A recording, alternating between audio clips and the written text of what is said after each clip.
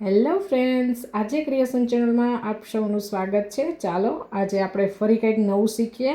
આજે હું તમને સૂકા પાંદડાઓમાં સરસ મજાનું આર્ટ બનાવતા શીખવીશ। આશા છે કે તમને પસંદ આવશે, તો ચાલો મારી સાથે વિડીયોમાં બન્યા રહેજો। સૌપ્રથમ તો મેં એક સૂકું પાંદડું લઈ લીધેલું છે। આ હે ને રાવણાનું પાંદડું છે, એટલે કે જાંબુ અત્યારે જે ઉનાળામાં આવે છે ને એ। આ પાંદડું સુકાઈ ગયેલું જ હતું, પહેલેથી થોડેક ડર્ટી હતું, તો મેં છે એને સાફ કરી લીધેલું છે ખૂબ હળવા હાથે, કારણ કે સુકાઈ ગયેલું પાંદડું ખૂબ જ આસાનીથી તૂટી જાય છે, એટલે આપણે ખૂબ ધ્યાન રાખવું પડે એમાં।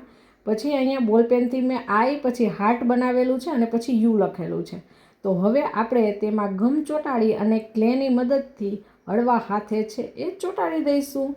એક પછી એક આપણે આવા અક્ષર છે લખેલા, એના ઉપર આપણે આ ક્લેને ચોંટાડી દેવાની છે।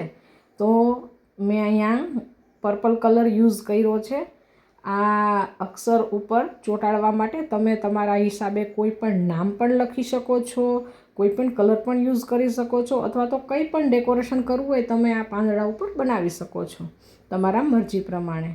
હવે અહીંયા જુઓ, આપણું આ જે નામ હતું એ લખાઈ ગયેલું છે।